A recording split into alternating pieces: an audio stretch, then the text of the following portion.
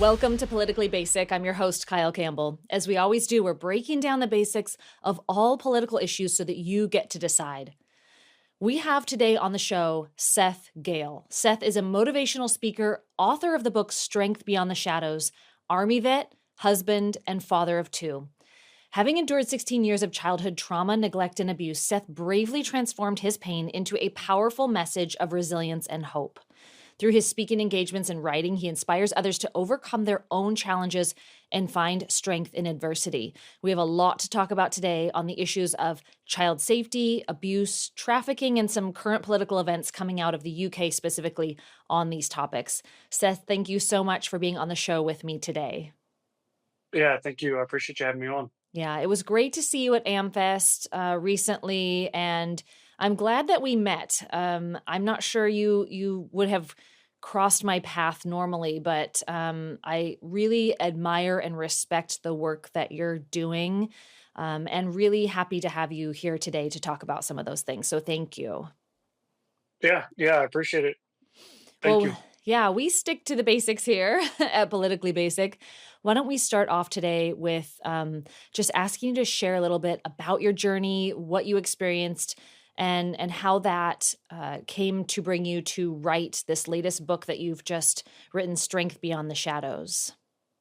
Yeah, you know, unfortunately, my childhood, I got the better part of about 16 years, like you said, of just absolute hell of a childhood going through. So I went through all of the things, abuse, neglect, a lot of trauma.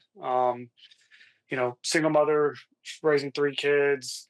She was abusive and neglectful, and then eventually was addicted to crack and cocaine. And then that led down to just more trauma, just pain and suffering for a long time, which eventually, between the ages of 10 and 16, I was sexually abused by a man outside of the home. He was a friend of a friend, and he was in his 30s. I was 10 years old when I met him, and that went on for almost 6 years. I eventually reported him and kind of put an end to the pain of it all, or the cycle of abuse. And he went to prison in 2011. He was sentenced to 10 years. He was offered a plea deal. So initially, he was charged with 11 felony counts. He was offered a plea deal. He accepted four of those counts and was sentenced to 10 years for roughly 10 years of abuse between me and another boy. And, you know, he would be free today. Fortunately enough, he died in prison in Mhm. 2019. And after I reported him, I kind of moved on with my life. I joined the military, served in the army for 9 years, been all around the world. I did a combat tour in 2019 in Afghanistan, and now today, I have a lot of titles, a lot of, I guess, accolades you could say.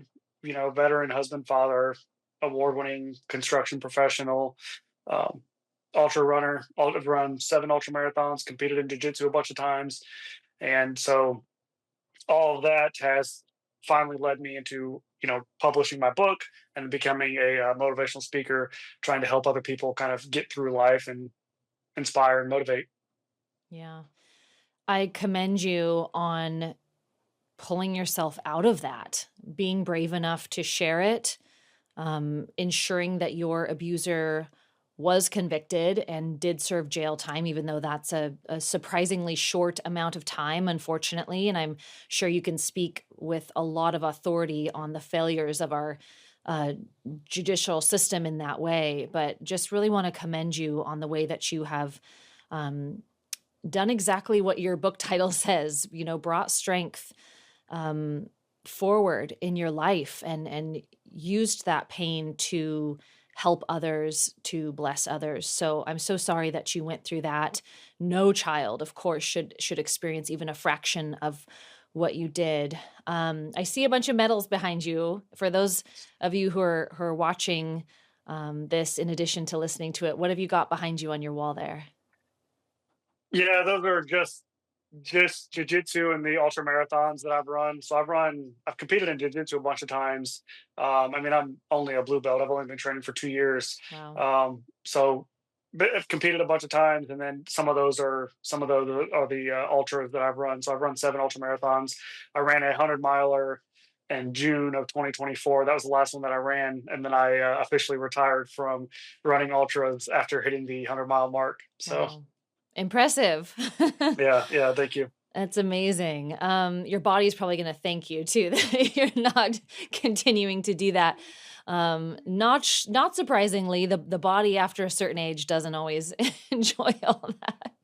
Right. Um, Tell us a little bit about kind of some of the projects that you're working on currently. I know that you speak about your experience, and you've written this incredible book, which I just want to make a note about that. I know that it can be hard to read about some of these experiences. This is a subject and a topic that can be tough, but I really encourage people to get your book, um, Strength Beyond the Shadows, and read about it, because I think the most one of the most valuable things, and I want to ask you this too, but it's just kind of understanding how easily this can happen and how kids are so vulnerable. So I want to get to that, but tell us a little bit about what you're working on currently. What are some of the projects that you've got going right now, and how do you spend your days right now?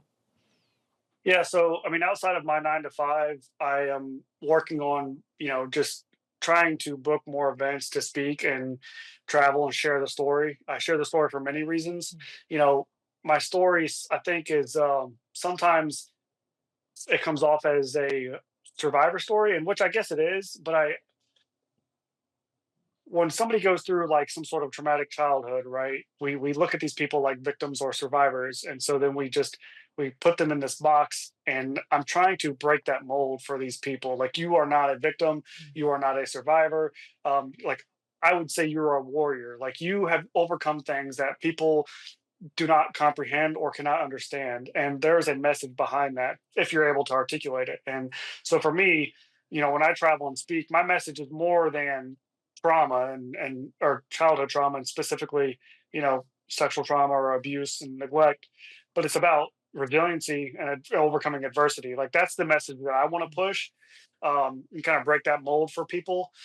We don't, because there's no accolade, there's no like honorable award that I get for the things that I've gone through. Um, the awards and accolades that people like me get are addict and alcoholic and Yeah. abusive and divorce and depression and anxiety. Like, those are the labels and titles, survivor, victim. Like, those are the labels and titles that we carry, right, for the rest of our lives. So I'm trying to break that mold for people and show them, like, your decision to overcome and heal, it's your decision. um, it is a decision that you make. It's something that you believe in and that you agree to. And if you don't, then you'll be stuck in the shell that you're in. And that, unfortunately, that is the hard truth of it. I'm only 30 years old. It took me a long time to get to this point in my life, Mm. but because I've gotten here as fast as I have, considering most people don't report or don't ever talk about this until the average age of reporting is 53 years old. So most people go their entire lives in just absolute hell and misery, right? I've Mm. gotten out of that relatively quick. So I'm just trying to share my story for many reasons. One of the biggest ones is to show people, like, the decision to do better, to be better, and to move on in life is your decision. You just have to make it. And then there is an educational and training portion of that as well, depending on the audience I'm speaking to, explaining how easy it is to be groomed, what it's like, why, answering all the hard and tough questions. Mhm. I think that I'm a rare case because I'm able to talk about literally whatever you want to talk about, the Mhm. deepest, darkest, most twisted details, or the most complicated psychological details. Like, with a victim or a survivor, people, like, if you're getting interviewed, a lot of times the interviewer will hold back on questions because they Mm. don't want to upset the person, they don't want to trigger the person.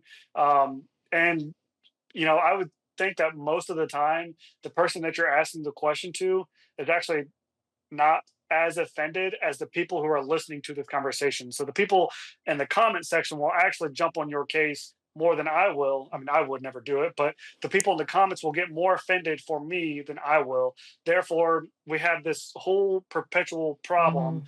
that you can't figure out why this is Yeah. happening to kids and how to get them out of the situation. Because every time we ask a question of that survivor or victim, now we're blaming and shaming them. And that's not the case. If you've never gone through it, if you've never experienced it, Mhm. you will have questions naturally. And so for me, I think that's where I'm rare, is I'm open to all of those questions, no matter how confusing or twisted or hard they may be. I know you're not coming from a malicious place, and so I want to help you understand what's happening to kids. So there are many levels to it, but that's, two of probably the more prominent levels, I guess, that I really like to speak on and cover. I so appreciate that you just said that. Thank you. Thanks for being that way and verbalizing it too, because you're absolutely right. People are going to walk on eggshells around you. Everyone's trauma is different, and you kind of have to give people the help to know how they can approach you and ask about it. So I'm so glad that you are speaking about this because it's going to help so many people. And thanks for saying that, because I do have a lot of questions for you, knowing that what you can share from your perspective and your experience is going to be beneficial to so many people. And I want to ask you about that. I want to talk about this very insidious, kind of covert, sometimes very hard to detect practice of grooming kids. Um, I do a lot of work in the anti child sex trafficking world. And one thing that I realize over and over again is how much people don't understand that this is just happening all over in everyday life, within families, within communities, neighborhoods, and kids are so vulnerable to it, particularly now that we live in this digital age and they're accessible through devices, through the internet, through social media. So I would love for you to share as openly as you want to, and I know that you do, how our kids are most vulnerable now. And I just think your perspective and your experience, because you had someone who you said was sort of in this circle. It was a known person, and it typically is a known person who will abuse or traffic or exploit a child. So give us your take on how our kids are most vulnerable right now. Yeah. So, you know, what you're saying is absolutely true. It's statistically speaking, 78% of the time it's somebody in your home and your in your household, in your Mhm. immediate family. Over, I think, 98% of the time it's somebody that you know in your immediate circle of trust, whether it's a coach, somebody at church, whatever, somebody that's close to you.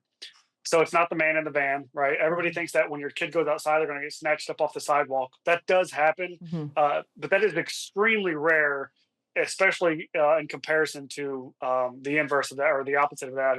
I guess would be like where somebody who knows the person is punishing this child, right?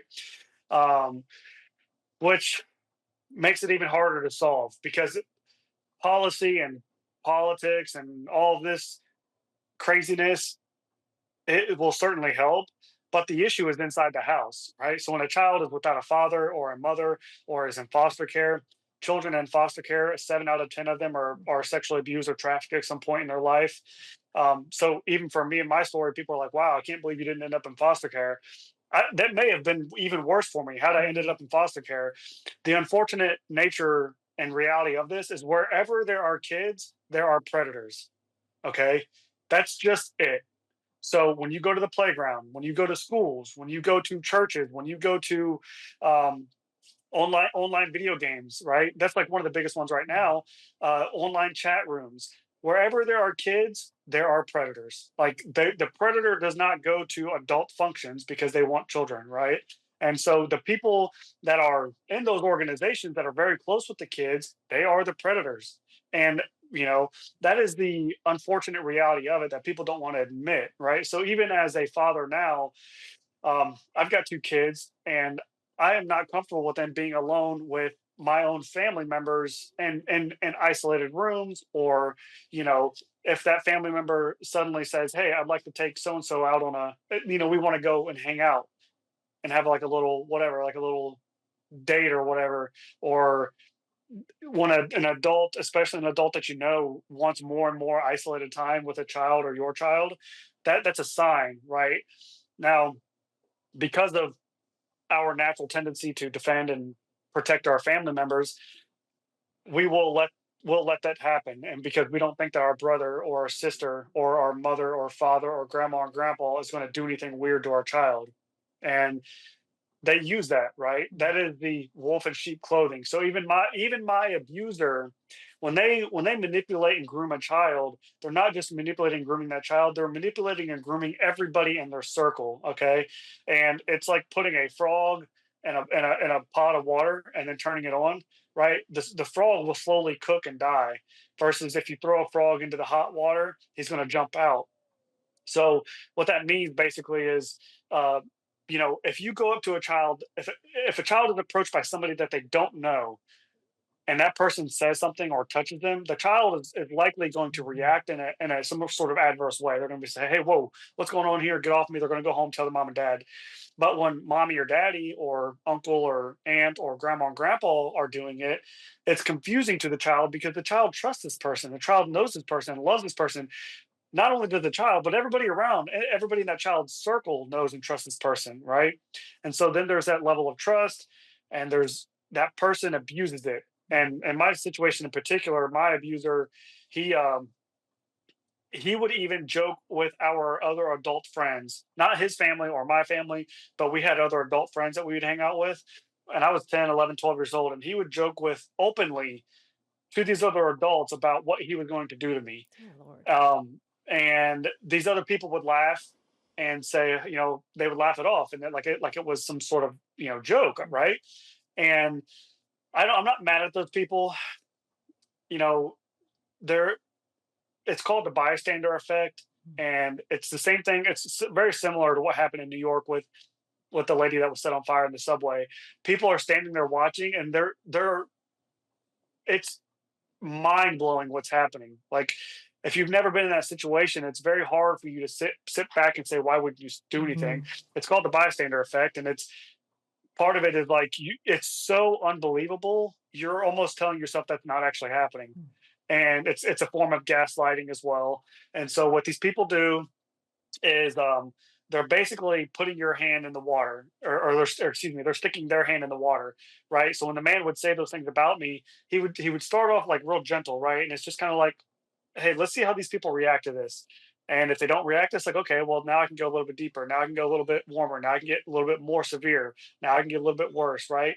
And then you have the people sold. At some point, mhm, they're just like, okay, you can say whatever you want in front of these people, and they're not going to do anything. So now, not only are the people trusting me, now Seth can't report because he sees that all of these people around us, uh, don't actually think it's happening or wouldn't mhm, believe that it's happening. So it's very complex. And so when you're a child in that situation and you're being either trafficked or abused or whatever it may be, as a child you're like helpless. Like what am I supposed to do if my own family is not mm, going, or my own friends or my own family is not going to step in and say something and help me? And at some point it becomes you get so entrenched and deep into it that it seems inescapable, right? It seems like, okay, if I report or if I try to get out and I'm not successful, right. like, am I going to get murdered? Is Mhm, there going to be backlash? mhm, And then, even me in my situation, a couple of the reasons why I was so scared to report for so long was because I was scared people were going to think I was, gay or had mm, AIDS or mm, HIV or some sort of disease. I mean, I was 13 years old and I was having all these thoughts and I was terrified. Which, ironically enough, I the reason why I reported the man was because I saw him beginning to groom mm, one of my younger friends, and so that was actually the catalyst for me to report him, because I didn't want to see this other kid yeah, experience what I had experienced. But yeah, it's very confusing. The basics of it all is that wherever your kids are, that's where the predators are. yeah, And nowadays, like I said, people don't want to admit it, and they don't, or they don't want to see it. They don't want to think that like this person that they trust would actually do that to a child, mhm, and they would. I mean, it's just, yeah, they would. That's the hard thing to understand, is that it's always, mhm. they're not always, but it's very likely to be somebody who's very close with that child because that child trusts them. Yeah, that's the data that we've been seeing coming out of a lot of studies, and the research is trying to catch up with this issue too. It's hard to get data when there's so much crossover between a child being abused, trafficking, sexual abuse. You have all these lanes in which the legal system works and reports, and different agencies, and it's just this tangle of trying to sort it out and figure it out. But what you're saying is so spot on, and I'm really glad that you're sharing this, because there's a reason I use the term insidious when we're talking about this, and you nailed it talking about, the frog being boiled slowly. This is really tough to spot, to root out, and then exactly what you just said about a child, particularly a child, but really anybody being exploited or abused in this way, trying to figure out how to report it and how to get out of it without making the situation worse. Other research shows that when a child is being abused by a family member or a parent, especially a parent, they have that child parent bond, right? And even if they're being abused, they don't want to be taken away from the parents. It's really heartbreaking. And so you kind of have a plethora of just bad choices. And I'm so glad that you were able to get to that point where you felt like you couldn't be quiet any longer, and you did report. And I'm assuming that your family supported you through that process. Um, I hope that they did. Yeah, yeah, That's my hope. yeah, yeah. I was fortunate enough to, when I did report, very crazy story, but long story short, I I actually messaged my friend who introduced me to the guy like Mm, 6 years prior, and I just said, "Hey, I got to talk to you." He came to my house the next day, and I couldn't actually say it. I was terrified because this kid knew the man, mm, and he was actually in college at this point, and that kid basically broke the silence and said, "Hey, the guy's name was Mondo," and he said, "Hey, Mondo touched you, didn't he?" mm. And I broke down, started crying. A few minutes later, he breaks the silence, saying, "Well, he did it to me too." Wow. And so the kid that I was confiding in, I had no idea that he was also abused, and by the same man, and so it all made sense once he told me that, and once we kind of figured it all out. I did have an immense amount of support. Um, you know, yes, reporting is very, very hard. It's very necessary, and I guess a point to like your family or the people that you trust. That's what makes sexual trauma so devastating. It's arguably like the hardest kind of trauma to get over, especially prolonged sexual trauma.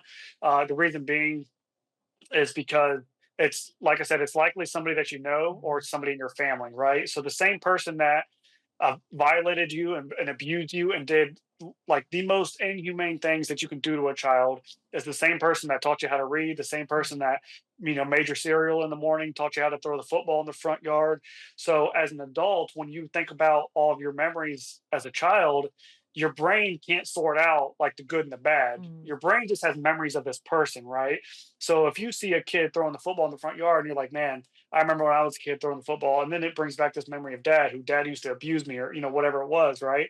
That's what makes sexual trauma mm, so devastating. It's very similar to combat and or just like first responder PTSD, because it's very much the same thing where you have these very happy moments with somebody, but there's also very traumatic moments with that same person. So when you think about that person, you think about the good and the bad, because mm. your brain can't sort out, your brain can't just dump all the bad memories and keep all the good. Yeah. Your brain just has memories of that person, right? And so that's what makes the trauma so devastating, and that's what makes it so hard to recover from. That's why you see people, like I said earlier, they're addicts, alcoholics, Mhm. depression, anxiety, all of the negative effects. And in fact, the effects of childhood trauma, neglect, and abuse, it's the leading public health cost in America. Wow. It's more than cancer and heart disease. We spend $14 trillion a year treating the effects of childhood Mm. trauma, neglect, and abuse. Wow. That's an amazing statistic. I want to ask you, Seth, about warning signs for kids who are going through this. It can be very hard to root out, to detect. They're going to school every day, or they're participating in activities and social life. What would you say are some of the warning signs that people can look out for to that maybe will put up the red flag that something's going on like this? Yeah, so a big one is a lot of people think that their kid has ADD or ADHD or some sort of learning disability. And oddly enough, the symptoms of ADHD and ADD are very closely, almost identical to the symptoms of abuse, Mhm. neglect, trauma. Okay. When a child is acting some sort of way that, hey, and the teacher wants to diagnose them or the therapist wants to diagnose them, um, there is likely some reason that child is acting that way. And ADD and ADHD specifically are very overdiagnosed. Um, and you could probably say for multiple reasons, but one of them is the fact that the child is actually traumatized. They don't have ADD, they don't have ADHD. They're having a traumatic response to an environment, that's reminding them of another environment, right? So I would say in schools, when a child is failing to pay attention, talking, acting out, like all of those things, being this like bad child, that's usually a sign that something is going on. There's probably nothing wrong with the child. There's something happening to the child. And so that's the better question to ask is not why is this child this way? It's what's happening at home. What are the physical things that are actually happening that are making this child have this psychological response? So with that comes gaslighting, right? So a teacher, for example, or even a parent will, your kid goes to a sleepover, your kid comes home and starts wetting the bed, or your kid goes to a sleepover, comes home and starts being violent, or says something maybe that sounds a little sexual, or has an obsession with their privates all of a sudden, or wants to be naked, or your child is doing something that you've never seen them do before. And what most parents and teachers will do is they'll gaslight themselves. They'll say, that's maybe they saw something, or that's weird, or they're just being a kid, right? That's not normal. Okay. Um, there's something that likely happened that is causing that sort of reaction to that child. And I'm not telling you to be over, Mhm. protective or whatever, but you should know your child and you should know the way that they act and behave. And so the issue with gaslighting is that teachers and parents and really anybody will say, I don't want to report. I don't want to stare up the nest. I don't want to insult somebody. I don't want to offend somebody. What if it's nothing, right? Yeah. Well, what if it's nothing, right? So what? Then good, it's nothing, right? That's a good thing. But what if it's something, okay? And and there are so many teachers out there who there are some children who confide in the teacher and they tell that teacher that something is happening at home, and so the teacher reports, right? Mhm. But then it never goes anywhere, and there's many reasons for that, but that doesn't mean stop reporting. And that's one of the most disheartening things, right? Is when you are doing everything that you can to Yeah. protect this child, and unfortunately the system is a little damaged and broken and it cannot protect the child. But that does not mean don't that does not mean stop reporting. Mhm. That means just keep going, keep reporting.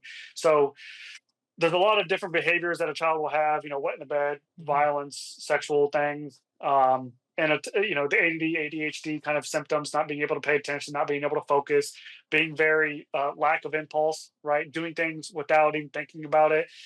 There's a lot of those like bad behaviors that you see kids have. A lot of that could be attributed to something happening, especially if it's out of nowhere, right? But yeah, the big thing there for anybody who's listening is that when you see it, say something. Mhm. A quick example I'll give you. There's a girl that lives across the street from me. She's my daughter's friends with her, and my daughter came home one day and said, "Seth," or she said, "Daddy, my friend has a angel kiss on her butt," and so this is a good way to talk to your children. Mhm. A lot of people, when they hear something, they will react so quickly. And Mm. so they'll say, good or bad, right? You can steer the conversation with a child very easily, and you can plant memories and thoughts and all of those things very quickly with a child. So when a child is disclosing information to you, good or bad, it's best to just kind of remain neutral Mhm. until you figure out the whole thing and then be proud or try to dig, maybe figure out, okay, something's actually happening. So my daughter came to me and said, hey, my friend has an angel kiss on her butt. I didn't react, but a red flag did go off. And I thought to myself, okay, angel kiss. I don't know what that means. And I Mhm. asked her, I said, hey, what's an angel kiss? Oh, well, I don't know. She just said she has one. And so I kind of dig a little bit deeper. I'm like, oh, like, does she say anything? Like, where's it at? What's on her butt? And so I'm like, okay, that's kind of weird. but I wasn't reacting any kind of way toward my daughter. I was very just like stone faced. Just I didn't want to steer the conversation. I didn't want my daughter to think it was bad, Mhm. right? So I didn't want to scare her to think that she could never talk to daddy. And lo and behold, my daughter goes away. I Google angel kiss, and it's all it means is birthmark, Oh. right? Mm. But I've never heard the term before. So Me neither. Yeah. like that would be an example of like, hey, maybe this is something to look into and kind of investigate. Where most people will hear that and then they'll kind of just like walk away and nothing happens. Mhm. And now I didn't call anybody, I didn't report anything. Obviously, it's just a birthmark, but that's an example of like when your child does report to you or does come to you and comes to say something to you, it is kind of maintaining that neutral space so that you're not steering the conversation, you're not scaring them or encouraging another behavior. You're kind of Mhm. letting them lead the conversation and then going from there. Yeah, and it sounds like obviously in your home you have a very safe and open environment for your kids to share things with you. And that's such a critical element. What else would you say creates the best environment for a child to be able to report anything? Because it's got to be incredibly frightening to even talk to a parent about something like that. Because something that you've said, and what I've read about this too, is that oftentimes the victim will blame themselves or the abuser will make it feel like the victim deserved it, or there's just a lot of shame and guilt and fear around talking about it or sharing that it's happening. What would you say is the best way to kind of create that space for someone to report? Yeah. So, first off, the number one method of recovery from any kind of trauma, the number one thing that you can have is positive connections. Okay. So, doesn't matter what you're going through. The more positive people you have in your life, the better off you're going to be. We are people with that, we are like community people, right? We need positive connections to recover from things. Or at least the more you have, the better off you are going to be.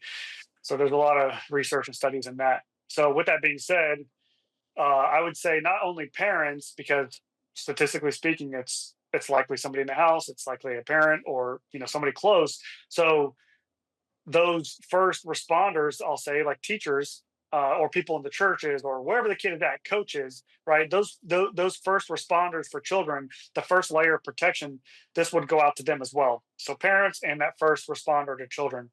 Um, is is being there for that child and loving that child unconditionally no matter what happens with that child, letting that child know that you are a safe person, expressing love for that child when the child is upset, protecting them, right? Making sure that they feel safe, that they feel seen and they're heard. Okay, so outside of the home, that's all of those things, right? When the child is, it's not beating that child up when they're emotional, right? It's help coaching them through those emotions, good or bad. Because the more that child trusts you, the more likely they are to come to you for some help. Mhm. Okay, with parents, you know, I think this is the root of many problems, or most of our problems in America are broken households.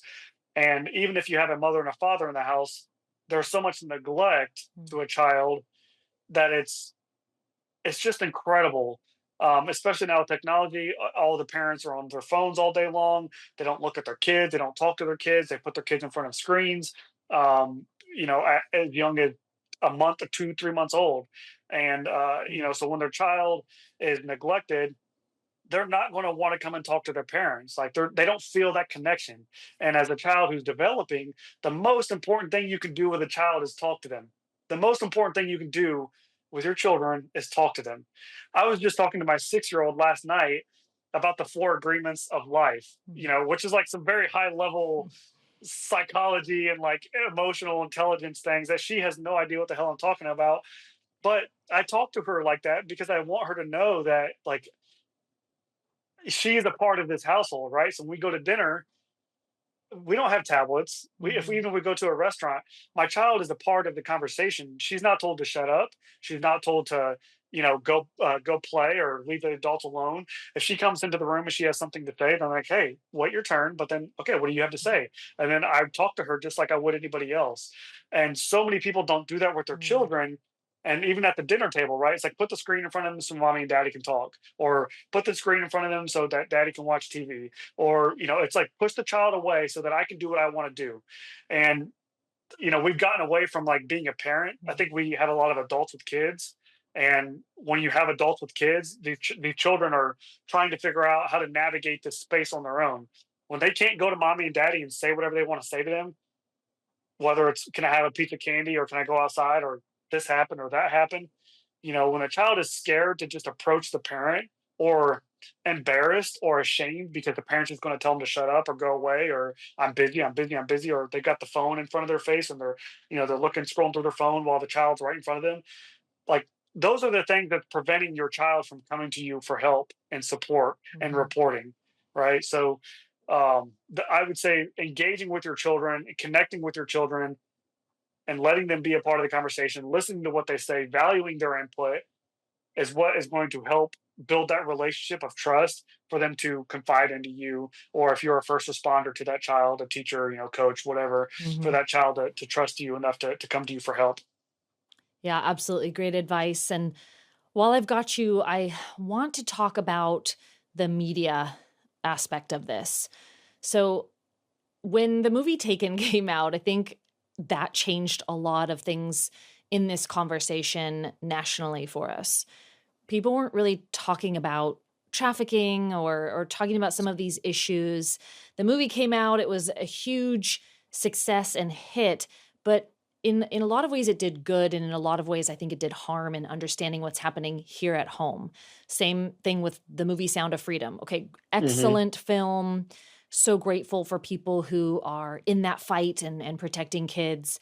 But again, it's a very different scenario in exploitation and sexual abuse of children overseas, where culturally there are so many differences in how adults interact with children and human rights. And there's just a completely different operational setup in different countries. And it's certainly horrific and awful, but I think so important to understand what's happening here at home in the United States. We've touched on a lot of it already today in talking about how easily and how quickly this can happen. It can happen within your known circle, it can happen within family or even immediate family. Um, what do you think about the awareness and education on these topics and issues that's going on right here in the United States now? It's first off, it's heartbreaking. Um, it's heartbreaking. I It hurts because I know there are so many kids and there's so many people out there suffering and going through pain. And this is my issue with politics in general is that we are so consumed and focused on crap. And like there are so many bigger problems in the Mm, world, and the activism that gets the most attention is whether or not my 3-year old is a boy or a girl. right. It's heartbreaking when organizations like the ASPCA make over $1 billion a year Mm, to house and feed cats and dogs, and the national budget for anti-human trafficking, is $200 million. mhm, I mean, that's heartbreaking. You could even look at LA. The LA just burned down, or California, mhm, excuse me.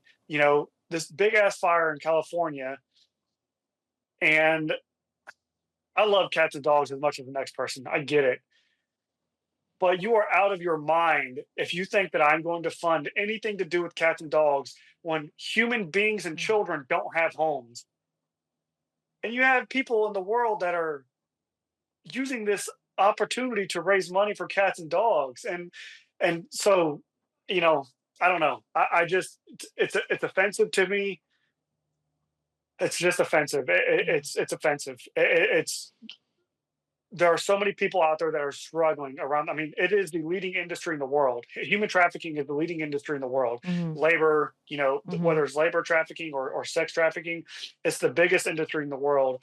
And the fact that we are like fundraising other things that are just not human related, or relatively pointless, um, or like the things that we argue and talk about in America, you would literally get murdered for in another country, and you're mad that you're like so-called suppressed in America because you're like wanting to voice these opinions about other things and Mhm. cloud up the media.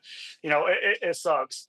And I mean, Americans are getting exactly what they've asked for. So I think that Americans, they don't want the truth. They don't want help. They don't want solution.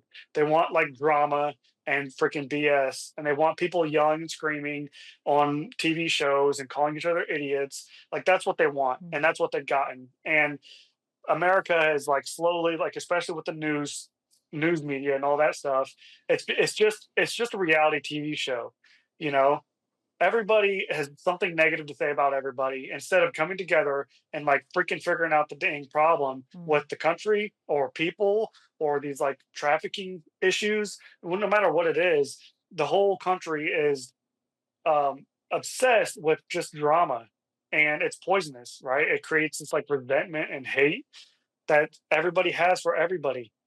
And what's even worse is like door to door in America, it's not like that. If you went door to Mhm. door in America, most people are just normal, average people, but it's not attractive and it's not sexy, right? So that's part of the reason why my story doesn't get some of the attention that it deserves, Mm. or maybe deserves is a bad word there, but my story will not get as much love and affection and attention that I could change so much for people and help so many people overcome this stuff.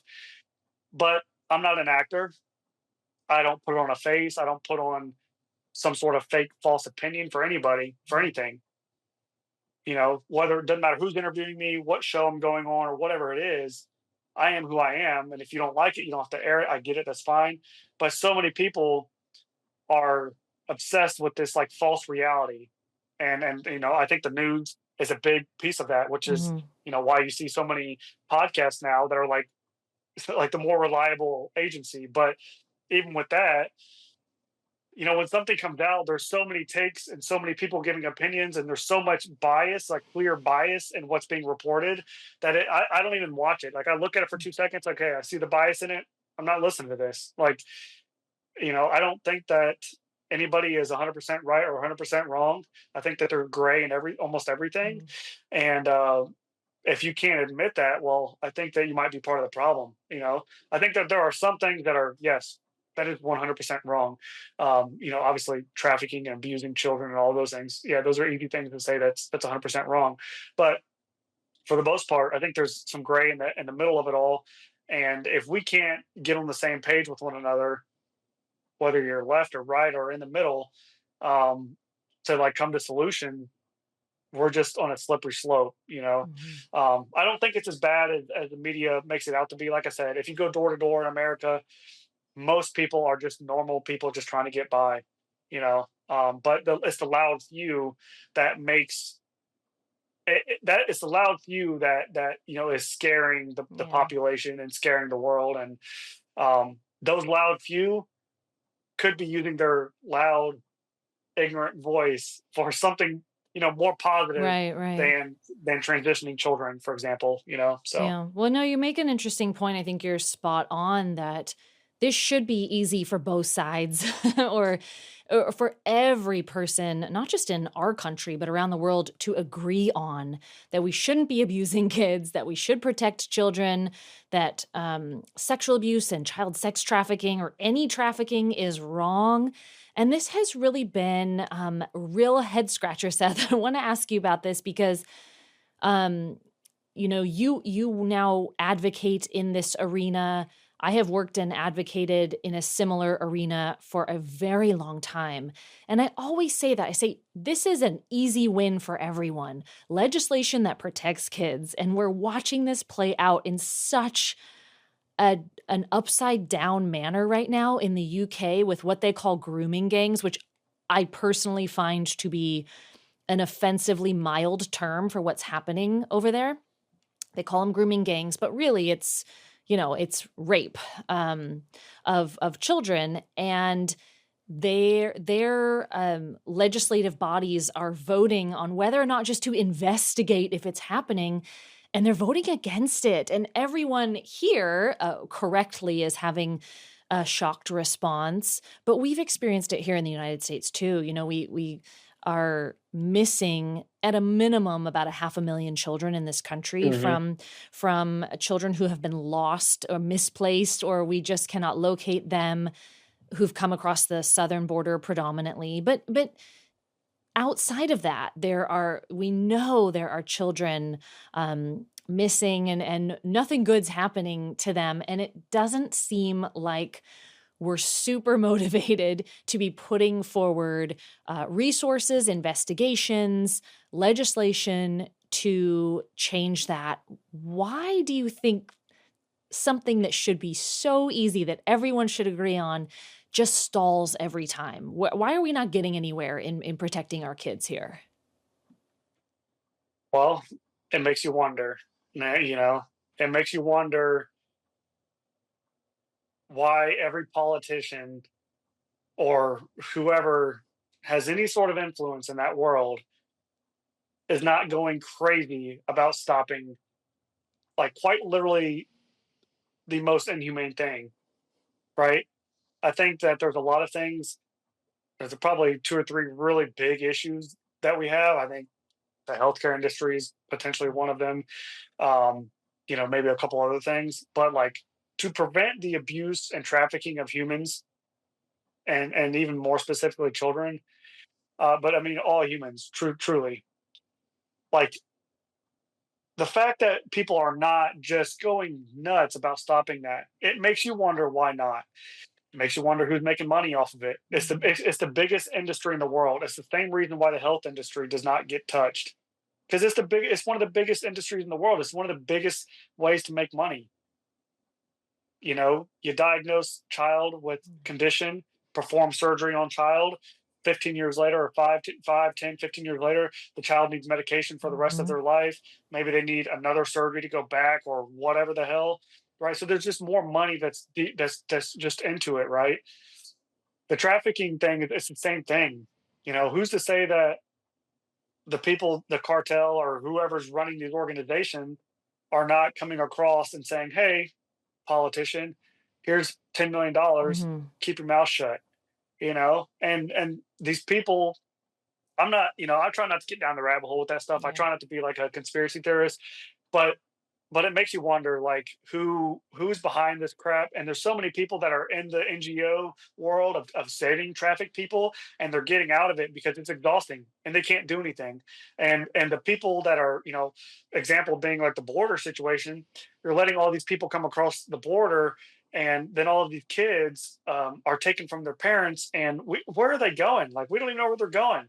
And the jacked up problem with that, like I said, is wherever there are kids, there are predators. Mhm. So there are people that literally become foster parents Yeah, yeah, to traffic children. I mean, definitely.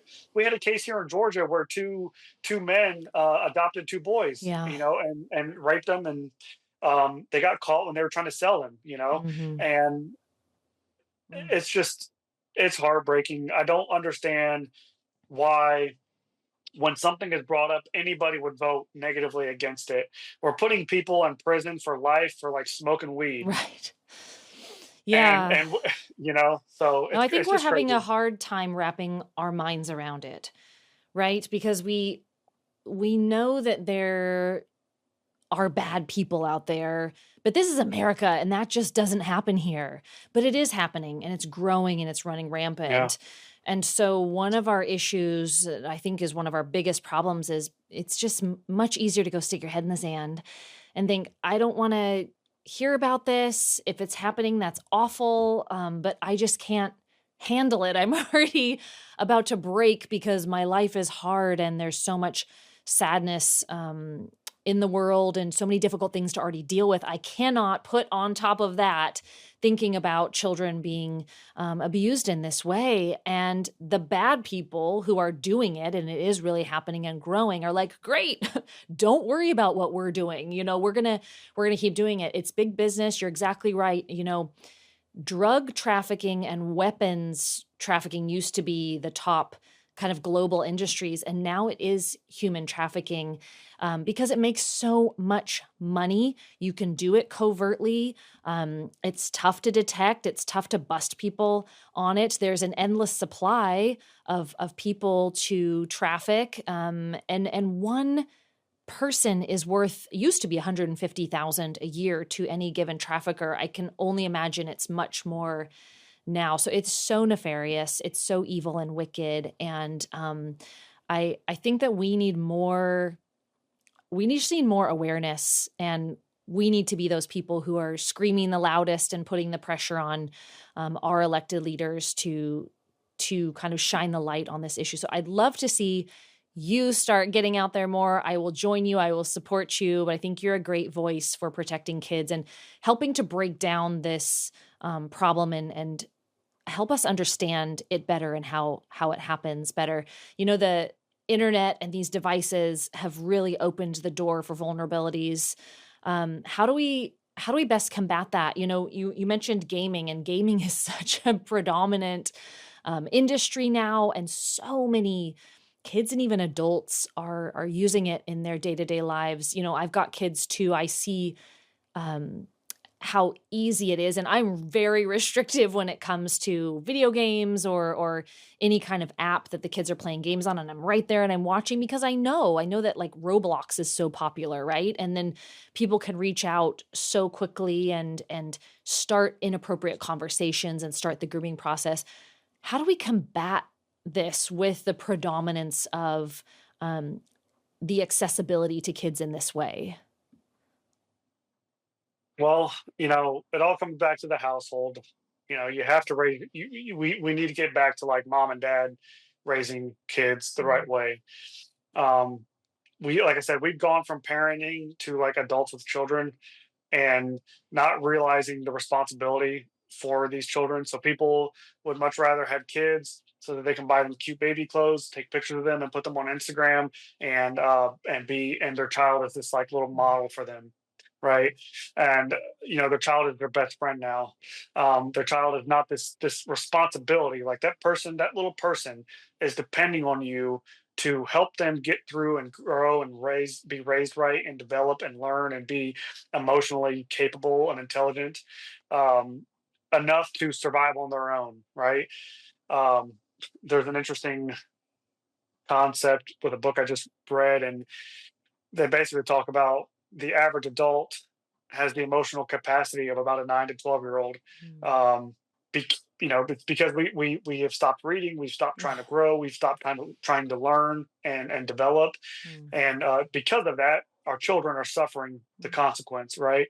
And truthfully, like I don't know that there is always going to be child abuse. There's always going to be trafficking. This is always going to be a thing.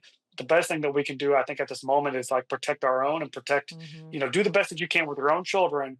And then if you've got bandwidth outside Yeah. of that, then surely yes, get involved with your community and those things, right? Which I would argue that most people do.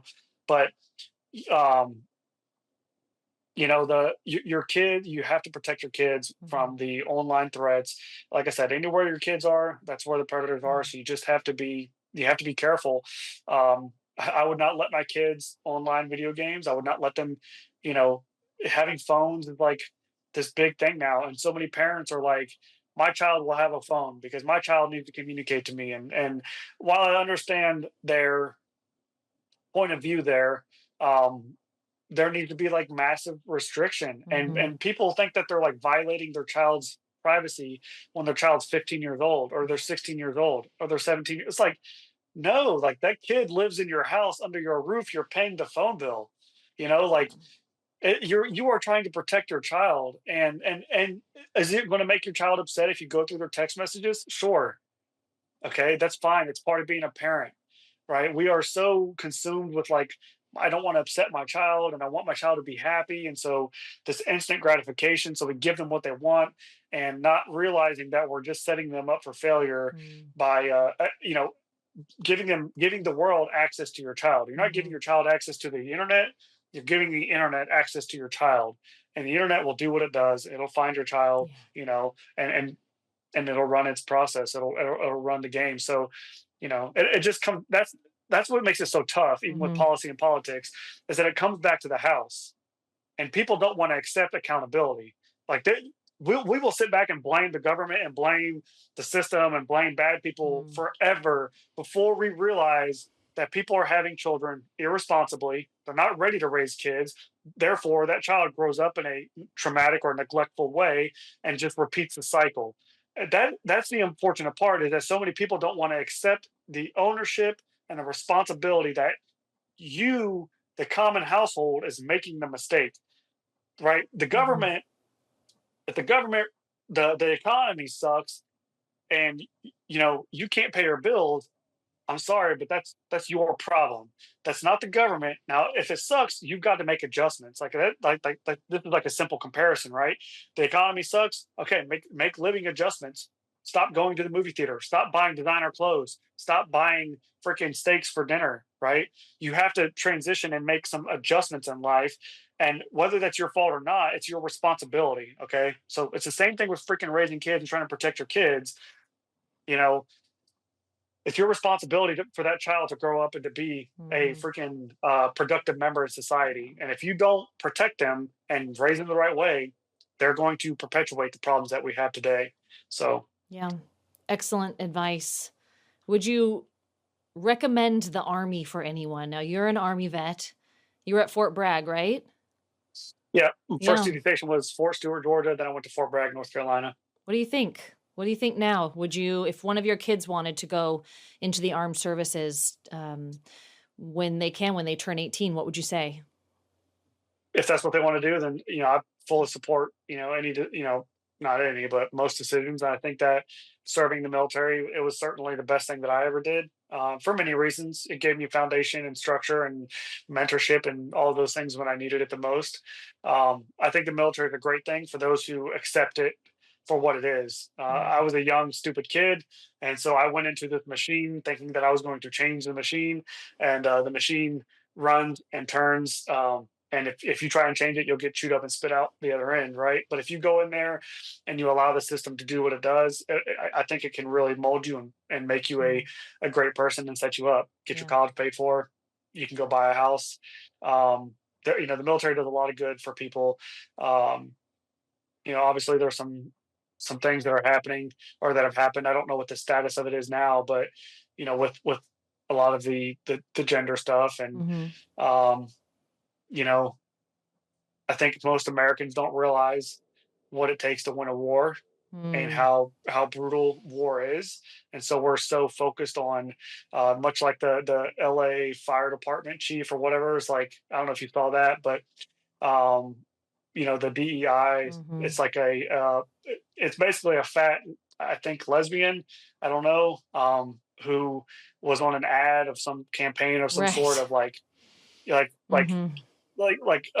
we and that's what's unfortunate, but we see even with the military, is Mhm. that some people are more focused on how many genders and like Mhm. sexualities can we get in a foxhole versus like, do we want to like survive or look Sure. pretty? I don't know, but hopefully the military gets away with that, or gets Yeah. away from that Mhm. soon with who they brought in. I think they will, but yeah, I think the military in totality is a good decision for Yeah, if anybody. there's one place DEI does not belong, it's the US military.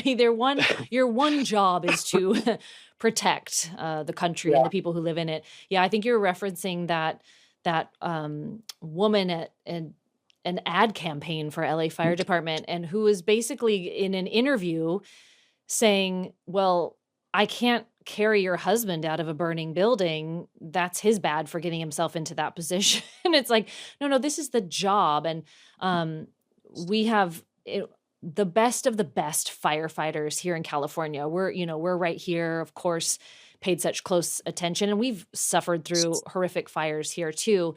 I mean, when it comes down to it, fire does not discriminate. An attack from another country does not discriminate. You have to do the job, and so I am hopeful as well that things will change in our military going forward, and that it will focus on the purpose of why that force exists. You know, we just also had those kind of very fringe, and we have to understand that it is very fringe and unusual. Those two attacks on New Year's Day from two former military personnel. But it has raised the question, you know, what is being cultivated within the U.S. military that would produce kind of these anti-American feelings? I'd love your take on that. Um, I it's hard to give a good take on that one because Mm. it's so confusing, Mhm. and there are, it's still unclear of what happened. I think Mhm. what's I won't go down this rabbit hole, but what's interesting is we found out everything about those guys, you know, um, relatively quickly, and same thing with the United Healthcare Mhm. shooter. We knew everything about that guy in a heartbeat, but there are a million other cases in the world that we just, for some reason, can't solve. I find that kind of interesting.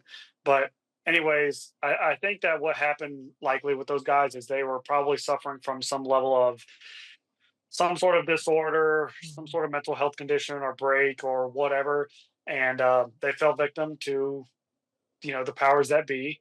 Um, I think the special forces guy was diagnosed with PTSD and something else maybe, and they never helped him or something. I think Mhm. I read an article like that, which makes sense. That sounds about right. Mhm. Um, and thus he was subject to, you know, he's more prone to the ideation and to doing something off the rails, right? The guy Mhm. was struggling, it sounded like, and he did something stupid, Yeah. or it was some super deep, well thought out plan. I don't Mhm. know which one it was. Yeah. Um, and that's what's hard about the media now is that almost none of it's unbiased. There's like so much bias everywhere you go. It's like I just want to know the facts. I don't Mhm. Yeah. care. And all it takes is like one little sprinkle of information, and you can just tell, okay, well now they're pitching this narrative, versus like, Yeah. hey, these are the possibilities. We really don't know what happened.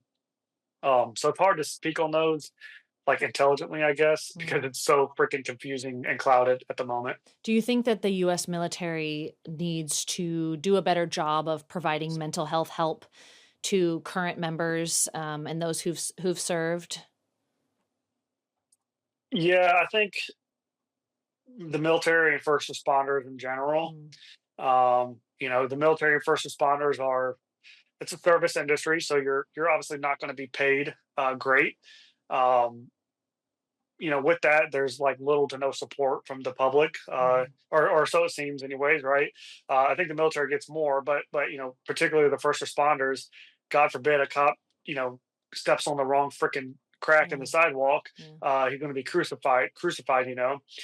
So these people that are in the military or first responders, they're just they're everyday people. There's Mhm. nothing special about them. They're like normal people, right? And or they're really bad people. Like they're like people think that they're just incredibly honorable just because they served, Mhm. and I think they are to an extent. But the reality of it is that they're just normal people, so they are as vulnerable to certain things as you and I are. And with the mental health thing, I know when I got out in 2021, and when I was in, I was going through some of the worst depression and anxiety and suicidal ideation that I'd ever experienced my whole life. Mhm. And I battled suicidal ideation for 15 years about. And in my last couple of years in the military, it was really, really bad. And during that time, my last 3 or 4 years, I had seen so many guys say, "Hey, I'm thinking about killing myself. I need some help." And those guys get their license taken away, get their weapon taken away, get put into a mental health hospital, and then within the year, 3 to 6, 9 months later, they're gone. They're out of the military. So we have this broken toy that needs new batteries, and Mm. we're just throwing them away.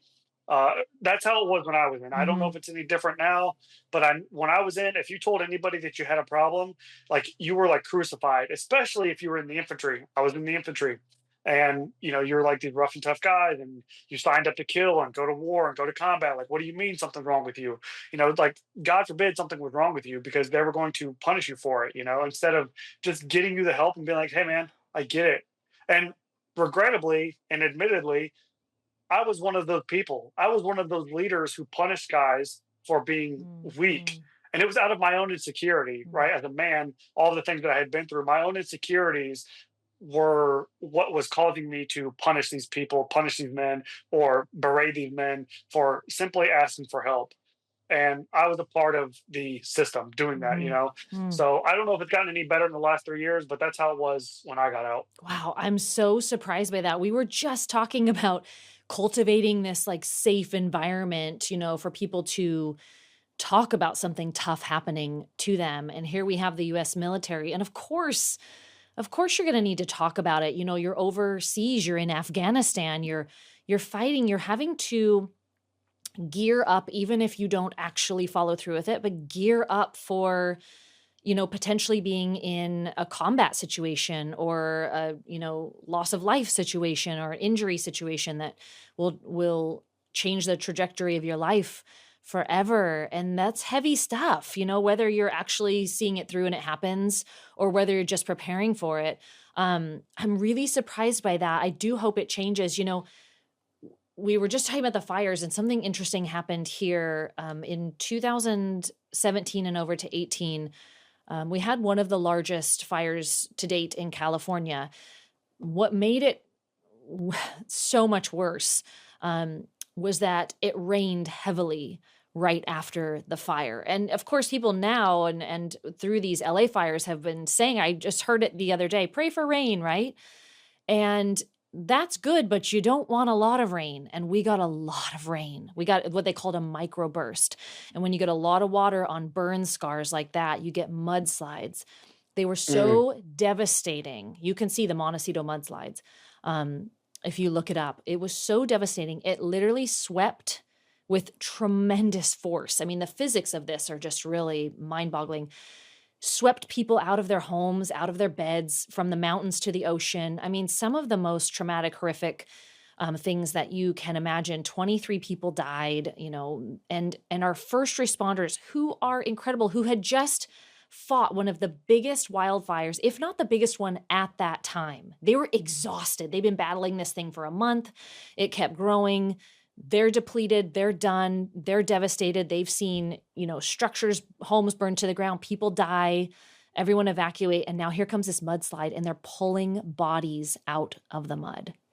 And the mm, trauma that they suffered through was so profound that somebody, thank God, it was our former, um, one of our former chiefs here, Mike McGrew, started an organization called 911 at Ease. And it was to provide mental health support, just support to these people who had gone through this incredible experience.